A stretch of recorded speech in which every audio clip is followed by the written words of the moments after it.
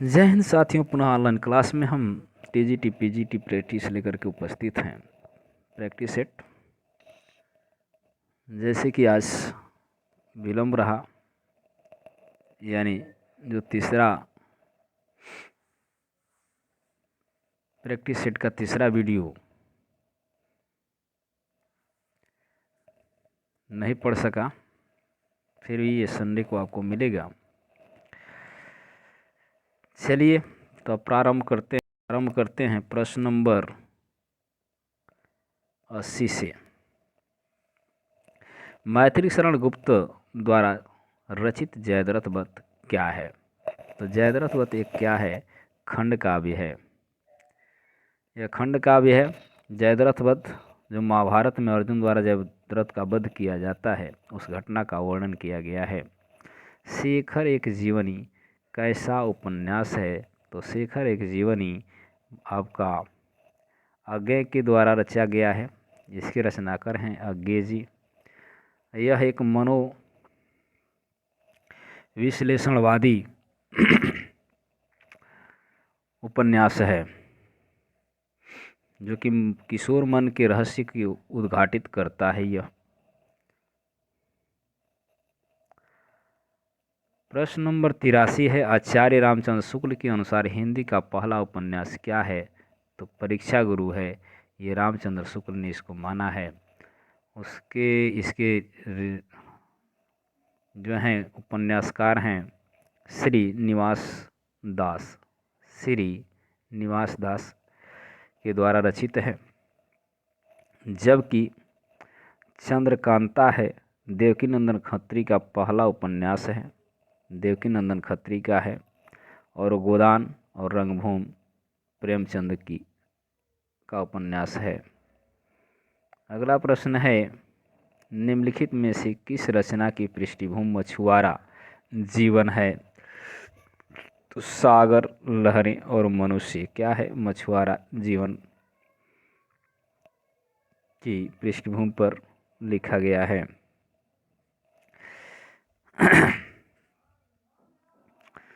यह आधारित उपन्यास जो है उदय शंकर भट्ट का है। किसका है? उदय शंकर भट्ट का है।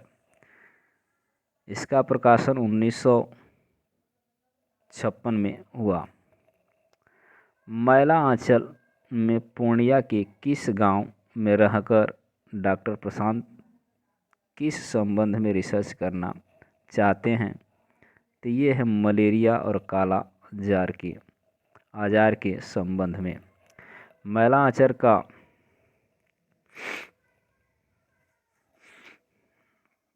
जो आंचलिक उपन्यास है, यह आंचलिक उपन्यास है। आंचलिक मतलब ग्रामीण से है।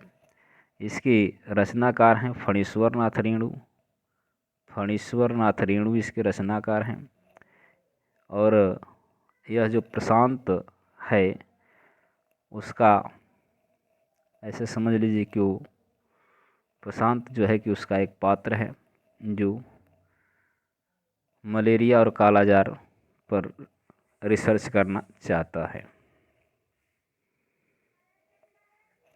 प्रश्न नंबर 86 दिया है, संधि 3 प्रकार की होती है, निम्न में से कौन सा एक संधि का प्रकार नहीं है? तो जैसे कि हम स्वर संधि, व्यंजन संधि, विसर्ग संधि पढ़ते हैं, अनुस्वार संधि नहीं होती है। प्रश्न नंबर 86 के बाद हम लोग चलेंगे प्रश्न नंबर 87। देशभक्ति में कौन सा समास है? तो यहाँ होगा तत्पुरुष समास, क्योंकि भक्ति इसका अगर जो हम विग्रह करेंगे तो देश के लिए भक्ति होगा, तो के लिए जब लगा है तो यहाँ के लिए तत्पुरुष यानी संप्रदान समास होता है। अगला प्रश्न है, यहाँ कह रहा है कि उपन्यास और उपन्यासकारों का सुमेलन करना है कूट के द्वारा। थोड़ा इस प्रश्न को हम और ऊपर बढ़ा लेते हैं, जैसे कि यहाँ पे दिया गया है। तो इसमें पुनर्वा है, तो पुनर्वा किसकी रचना है? तो हजारी प्रसाद द्विवेदी की है। कब तक पुकारो रांगे राम राघव, रांगी राघव, यानी यहाँ पे हो जाएगा 3 और यहाँ पे होगा क्या 4। बहुले विस्तृत चित्र, तो ये आपका होगा भगवती चरण वर्मा का है।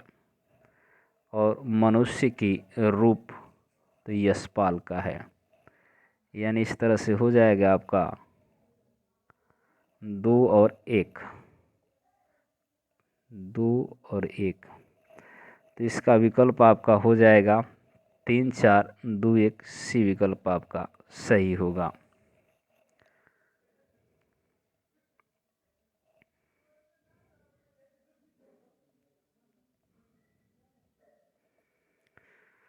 आसमान फट जाना मुहावरे का सही अर्थ होगा अचानक आफत आ पड़ना।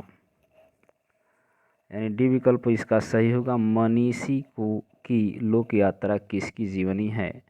तो मनीषी की लोक यात्रा जीवनी है किसका है? तो ये कविनाथ गोपी राज पर है की जीवनी है। इसके रचनाकार हैं भगवती प्रसाद सिंह हैं, भगवती प्रसाद सिंह हैं इसके रचनाकार हैं।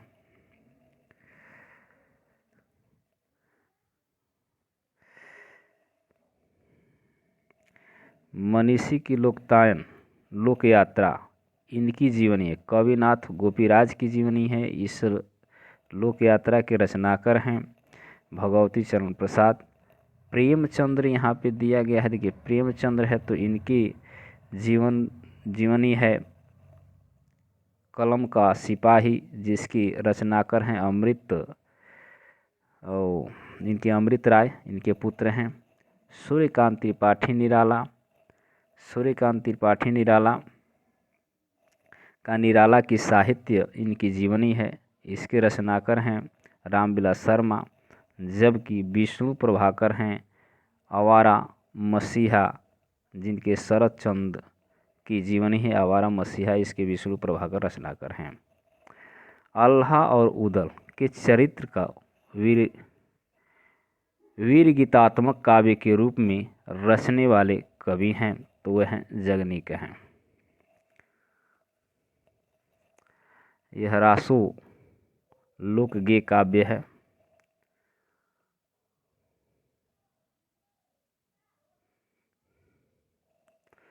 अपभ्रंश के प्रथम कवि स्वयंभू हैं। स्वयंभू प्रथम कवि माने जाते हैं, राजकुमार वर्मा के अनुसार माना गया है। 8वीं शती अर्थात लगभग 783 ईस्वी के आसपास विद्यमान थे। स्वयंभू को अपभ्रंश का वाल्मीकि भी कहा जाता है। अपभ्रंश का वाल्मीकि या व्यास भी कहा जाता है।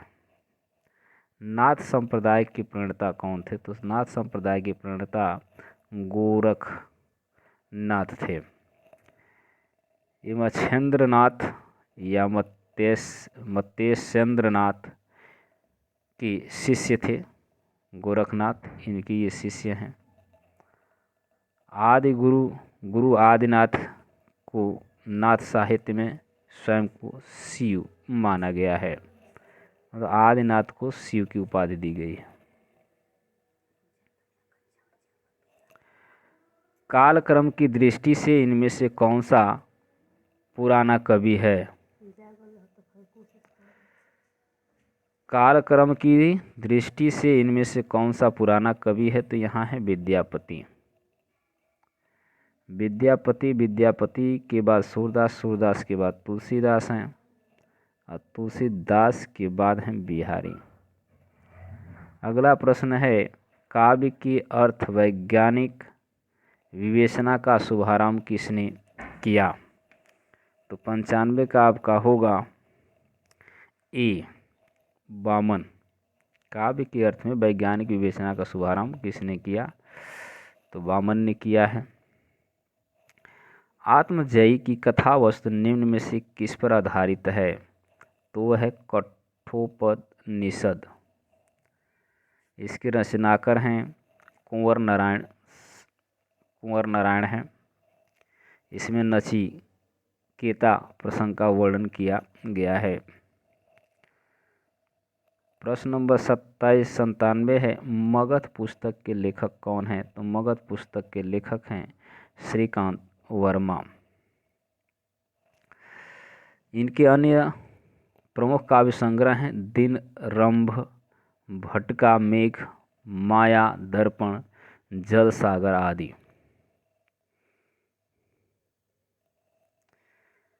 प्रश्न नंबर 98 है, निम्नलिखित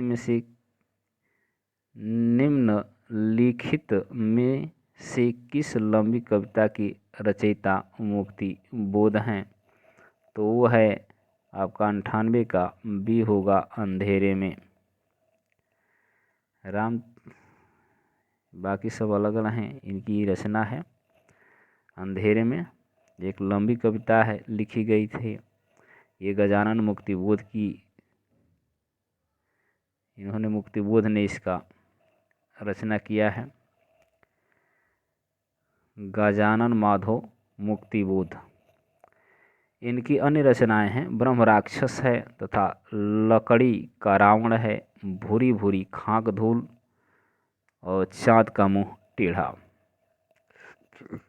वर्ष 1951 में प्रकाशित दूसरा तार सप्तक में कौन सी कवित्री शामिल थी? तो वह है शकुंतला माथुर।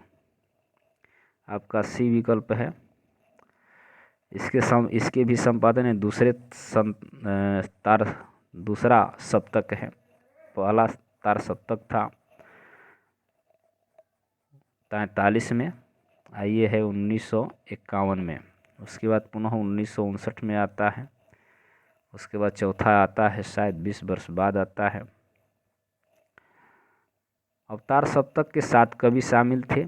अब इसमें शामिल हैं शमशेर बहादुर सिंह, भवानी प्रसाद सिंह, शकुंतला माथुर, हरिनारायण व्यास, नरेश मेहता, धर्मवीर भारती, रघुवीर सहाय आदि।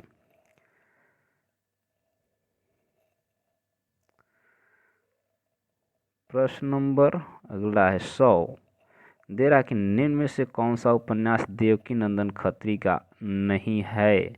तो इसमें आपका 100वां का होगा बी भाग्यवती। बाकी नरेंद्र मोहनी, चंद्रकांता, कुसुम कुमारी उनकी रचनाएं हैं। भागवती की रचनाकार हैं या लेखक श्रद्धा राम शर्मा हैं। भारतवर्ष के लिए हिंदी भाषा का नाम सबसे पहले किसने सुझाया? तो पहला नाम रविन्द्रनाथ ठाकुर ने सुझाया था। प्रश्न नंबर 101 का ए विकल्प सही है। अगला प्रश्न है, एक से अधिक वर्णों के मेल को कहते हैं। तो एक से अधिक वर्णों के मेल को, स्वर शब्द तो है ये नहीं, तो यहाँ पे अक्षर होगा, क्योंकि बिना स्वर का इसका उपयोग नहीं हो पाता है। जो हिंदी वर्णमाला है उसमें स्वर, व्यंजन, अयोग, वाह आदि ध्वनियों का योग होता है। सारी यहाँ पे गलत, अक्षर नहीं, व्यंजन होगा। क्या होगा? व्यंजन होगा। स्वरों में किसी भी वर्ण की सहायता नहीं ली जाती, जबकि एक से अधिक वर्णों के मेल को हम क्या कहते हैं? व्यंजन कहते हैं। हिंदी में ध्वनियाँ कितने प्रकार की होती हैं? तो हिंदी में ध्वनियाँ 4 प्रकार की होती हैं। प्रश्न नंबर 103 का उत्तर होगा बी, 4 होती हैं। और 4 कौन कौन से हैं? तो एक है मात्रा, दूसरा है स्वर, तीसरा है आपका आघात है, और चौथा है वृत्ति। यही हिंदी में ध्वनि कितने प्रकार की होती हैं? तो 4 प्रकार की, आघात, मात्रा और स्वर, वृत्ति। मात्रा के आधार पर स्वर कितने प्रकार के होते हैं? तो मात्रा के आधार पर स्वर 2 प्रकार के होते हैं, ह्रस्व और दीर्घ।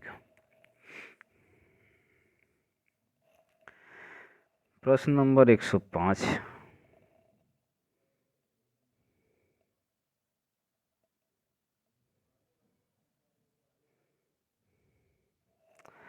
यहाँ उहाँ दुई बालक देखा, मति भ्रम मुरि की आन बिसेखा। देखी राम जनकी अकुलानी, प्रभु यही दीन्ह मधुर मुस्कानी। उपयुक्त पंक्ति में कौन सा रस है? वीर रस, भयानक रस, अद्भुत रस या रौद्र रस। तो यहाँ मुस्काने की बात हुई है, तो यहाँ आपका डी होगा, अद्भुत रस। यहाँ उहाँ दुई बालक देखा, मति भ्रम मुरि मुरि की आन बिसेखी। देखी राम जननी अकुलानी, प्रभु हंसी दीन्ह मधुर मुस्कानी। यानी यहाँ देख करके मन इनका क्या होता है? व्याकुल होता है, जिसको देख करके प्रभु जी मुस्का देते हैं। तो यहाँ एक अद्भुत रस होगा। अद्भुत रस का स्थायी भाव क्या होता है? तो विस्मय होता है। अब यहाँ देखा, कहत नटत रिझत खिझत मिलत खिलत लजियात। भरे भौहन में करत है नयन नहीं सौ बात। तो इसमें संयुक्त श्रृंगार की बात की गई है। ये बिहारी की रचना है।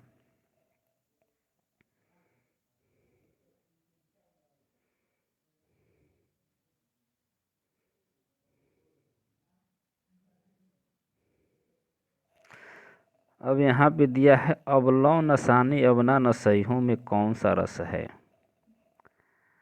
अबलौ नसानी अबना नसैहों में कौन सा रस है? अद्भुत रस, शांत रस, भक्ति रस या करुण रस। तो ये आपका होगा 107 का ई, शांत रस। शांत रस का स्थायी भाव क्या होता है? तो निर्वेद होता है। प्रश्न नंबर 108 है, आयो आयो सुनत ही शिव सरजा। तब नाम बैरी नार दृग जलन सो बूढ़ी जात अरिम गाम। उपयुक्त पंक्ति में कौन सा अलंकार है? तो यहाँ पे बैरी नार दृग जलन सो बूढ़ी जात अरि गाम। तो इसमें दिया है आपका, ये विकल्प होगा अतिशयोक्ति अलंकार। कि यहाँ क्या कहा गया है कि शिव जी के आने से का समाचार सुनते ही शत्रु नारियों के नेत्र से बहने वाले जल से शत्रु गांव डूबने लगते हैं में अतिशयोक्ति अलंकार है। गांव गांव।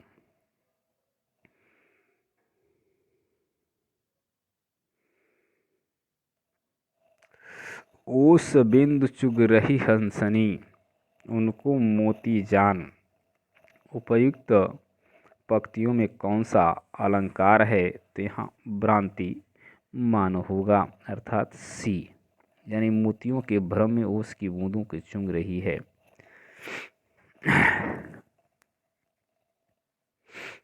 भ्रमवश उसको मोती समझ जाती है। प्रश्न नंबर 110 है, हिंदी साहित्य में रीतकाल को श्रृंगार काल कहा गया है। हिंदी साहित्य में रीतकाल को श्रृंगार काल कहा गया है। मिश्र बंधुओं द्वारा, आचार्य रामचंद्र शुक्ल द्वारा, आचार्य विश्वनाथ मिश्र, डॉक्टर गुलाब राय ने। तो प्रश्न नंबर 110 का होगा सी, आचार्य विश्वनाथ प्रसाद ने। आचार्य विश्वनाथ प्रसाद ने रीतकाल में श्रृंगार रस की प्रमुखता के कारण ही इसे श्रृंगार काल के नाम से संबोधित किया है। इस युग का नाम रीतकाल आचार्य रामचंद्र शुक्ल ने रखा है। कवि रत्नाकर के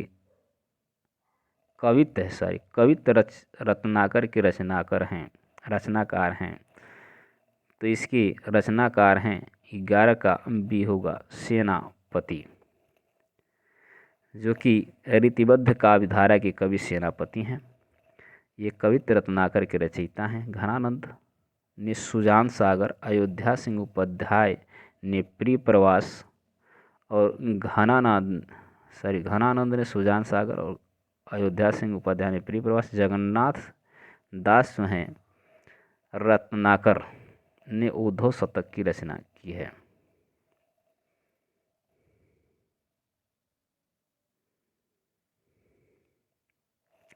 गंगा लहरी किसकी रचना है? तो गंगा लहरी के रचनाकार हैं पद्माकर हैं। इनके अन्य ग्रंथ प्रबोध पचासा है, जगत विनोद है, पद्म भूषण है, बिरुदावली आदि हैं। रामविलास शर्मा की आत्मकथा अपनी धरती अपने लोग कितने खंडों में विभक्त है? तो प्रश्न नंबर 113 का उत्तर होगा बी, 3 खंडों में। ये 3 खंड हैं, मुंडेर का प्रसूरज, देर सवेर तथा आपस की बातें।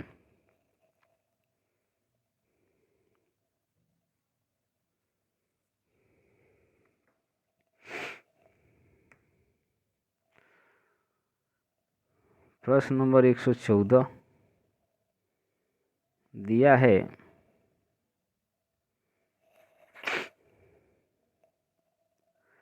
हिंदी आलोचना का इतिहास कौन से काल में से माना जाता है? तो इसका आपका डी उत्तर होगा आधुनिक काल से, क्योंकि वीर गाथा काल नहीं होगा, आदिकाल में भी नहीं, भक्ति काल में भी नहीं है। अब यहाँ पे वीर गाथा काल और आदिकाल एक ही है, भक्ति काल में भक्ति ही हुआ है। तो जो आलोचना का इतिहास चला वो आधुनिक काल से ही प्रारंभ होता है। भारतेंदु द्वारा नाटक, यहाँ पे दिया गया है कि आलोचना का इतिहास आधुनिक काल में माना जाता है। भारतेंदु द्वारा रचित नाटक आधुनिक हिंदी साहित्य की प्रथम आलोचनात्मक कृति मानी जाती है।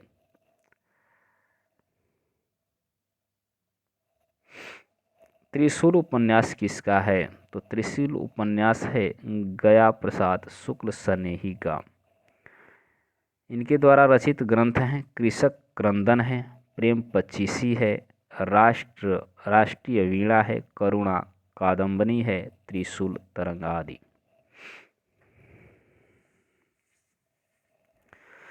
आदिकाल को बीज पवन काल का नाम किसने दिया? तो बीज पवन काल आचार्य महावीर प्रसाद द्विवेदी ने कहा है।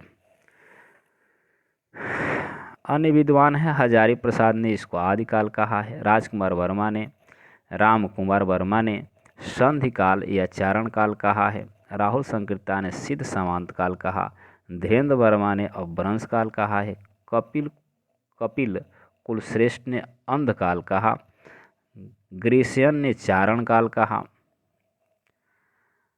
और मिश्र बंधु जो हैं कि इनको आरंभिक काल मानते हैं। गणपति चंद्र गुप्त इसको क्या कहते हैं? प्रारंभिक काल कहते हैं। रामचंद्र शुक्ल के द्वारा वीर गाथा काल कहा गया।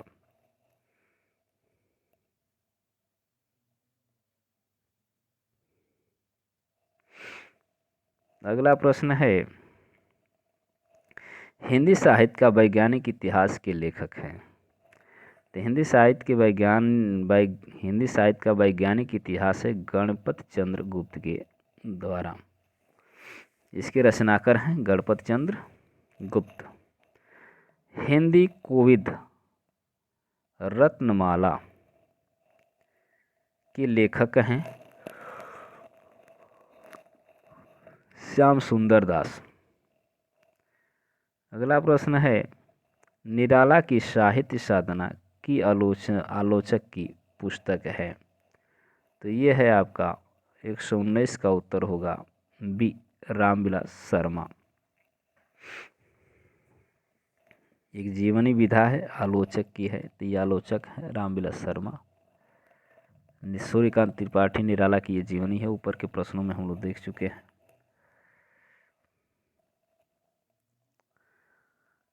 अब आपका प्रश्न आ जाता है 120, मधुर मधुर में रे दीपक जले में अलंकार है।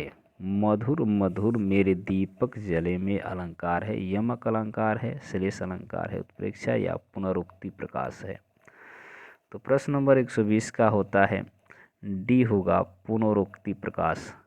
जहाँ एक बार एक शब्द की आवृत्ति हो लेकिन अर्थ में भिन्नता न आए, यानी मधुर मधुर शब्द जो आया है 2 बार आया है लेकिन इसके अर्थ में भिन्नता नहीं है, वहाँ पे क्या होगा? पुनरुक्ति प्रकाश अलंकार होता है। जैसे मधुर मधुर मेरे दीपक, यानी मधुर मतलब मीठा मीठा होता है। प्रश्न नंबर 21 से इंद्र वज्रा छंद के प्रत्येक चरण में कितने वर्ण होते हैं?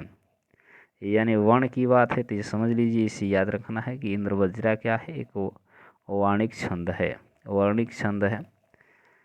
इसमें इंद्रवज्रा छंद में 11 वर्ण होते हैं। कितने वर्ण होते हैं? 11 वर्ण होते हैं।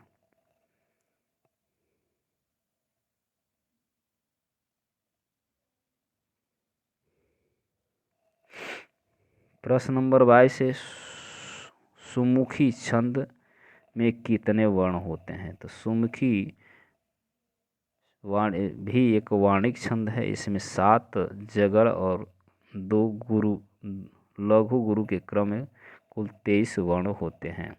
कितने वर्ण होते हैं? 23 होते हैं। 11 और 12 का वर्णों पर यति होती है। प्रश्न नंबर 123 है,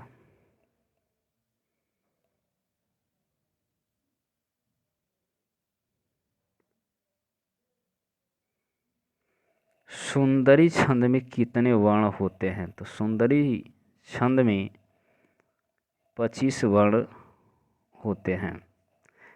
इसमें 8 सगणों तथा 1 गुरु वर्ण के योग से 25 वर्ण होते हैं।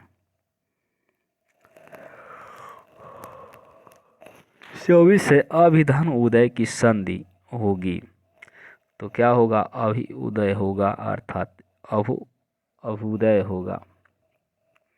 ये विकल्प आपका सही। सदानंद का संधि विच्छेद होगा तो सदानंद का संधि विच्छेद होगा।